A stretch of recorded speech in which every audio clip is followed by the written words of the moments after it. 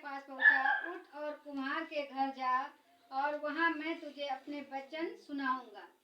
आज लोग परमेश्वर के भवन में नहीं आना चाहते हैं, लेकिन परमेश्वर कह रहा है उठ के हमें परमेश्वर के घर जाना है, ना कि हमें दुष्ट की बातों को सुनना, हमें परमेश्वर के वचन को सुनना है। और वो जब कहता है हमें उठ के जाना है तो हमें उस देश को, उस गांव को जाना है जिस जगह लोग आज तक परमेश्वर के वचन को नहीं सुन पाए हैं। वहाँ हमको जाके परमेश्वर के वचन को सुनाना है।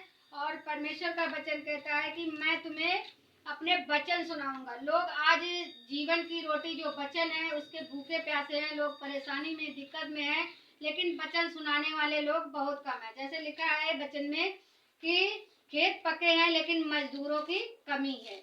इसलिए परमेश्वर कहता है कि हमें परमेश्वर जहाँ भेजे उसे हमें वो आज्ञा को मानना है, उस जगह, उस देश में जाए जहाँ परमेश्वर चाहता है।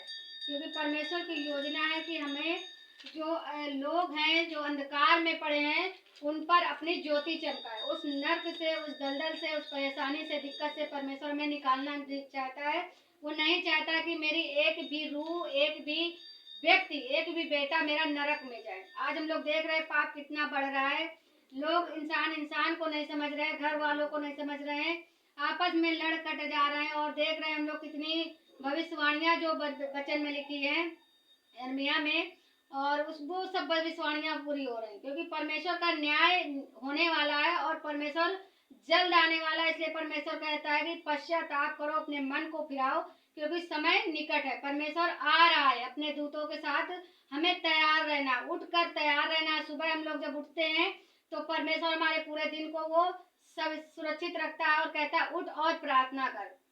जैसे हम लोग कहते हैं उठ और प्रार्थना कर, तो हमें प्रार्थना करने की जरूरत है। ये नहीं कि हम एक तरफ शैतान खड़ा रहता है, एक तरफ परमेश्वर खड़ा रहता है। लेकिन हम लोग कभी कभी क्या होता है कि परमेश्वर की बात को अनसुनी करके और शैतान की बातों को सुनते हैं और हम करवट वहीं पर लिए रहते हैं बिस्तर में कि अरे अभी तो 4 बजा, अभी तो 3 बजा, अभी रात के 1 बजा है।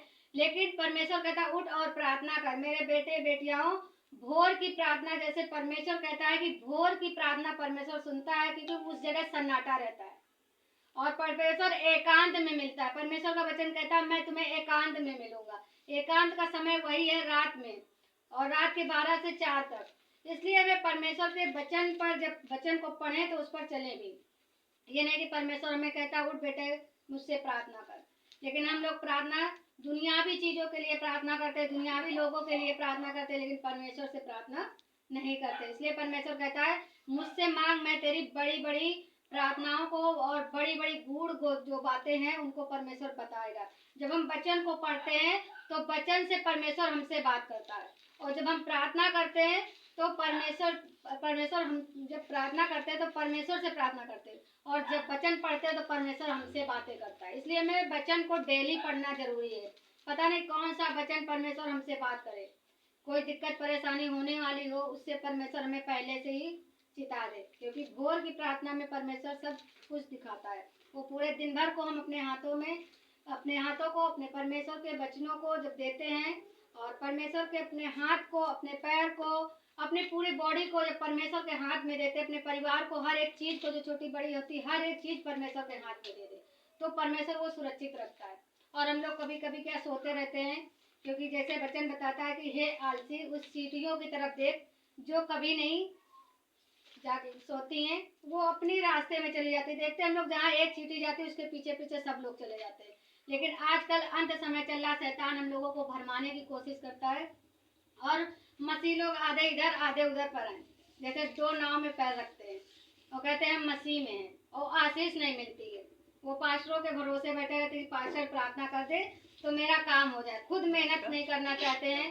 जब पास्टर बुलाते हैं कि हाँ भाई आओ परमेश्वर के भवन में, जैसे परमेश्वर का वचन कहता है उठ और कुम्हार के घर जा, तो कुम्हार का घर कौन है? हम सब परमेश्वर के जब भवन में आते हैं तो वो कुम्हार है हमारा, क्योंकि परमेश्वर के हाथों से हमें बनाया है। परमेश्वर ने हम सबको, जितने मनुष्य हैं उसने हम सबको क्या अपने हाथ से बनाया है। जैसे कुम्हार बर्तन को बनाता है, एक चाक होता है और चाक पर कई तरह के बर्तन होते हैं, ऐसे ही मनुष्य, परमेश्वर हमारा चाक है, हम सब उसके बर्तन हैं। इसलिए हम जब परमेश्वर कुम्हार के हाथ में रहते हैं, उस परमेश्वर के हाथ में रहते हैं, तो परमेश्वर हमें बनाता भी है और बिगाड़ता भी है। जैसे हम लोग देखते हैं कि जब परीक्षाएं आती हैं, दिक्कतें होती हैं, तो वो क्या बिगाड़ता है। जब हम अपनी मन की करते हैं, परमेश्वर की मन की ना करके, परमेश्वर की बातों को ना सुन के हम अपनी मन को करते हैं, तो परमेश्वर हमें बिगाड़ता है और फिर सही करता है। क्योंकि जैसे कुम्हार बर्तन को बिगाड़ता है और बिगड़ जाता है, तो उसको फिर सही करता है और फिर सुंदर सा बर्तन बनाता है। ऐसे ही परमेश्वर हमें सुंदर बनाना चाहता है। उस दलदल से, उस पाप से, उस गंदे वस्त्र को परमेश्वर ने हमारे क्या धुल दिया अपने लहू के द्वारा। ऐसे ही कुम्हार भी अपने बर्तन को वो धुल कर, सुखा कर, बढ़िया भट्टे में, आग में तपा कर हमें क्या मजबूत करता है। इस वचन से सबको आशीष मिले। सबको जय मसीह की पैस लॉर्ड।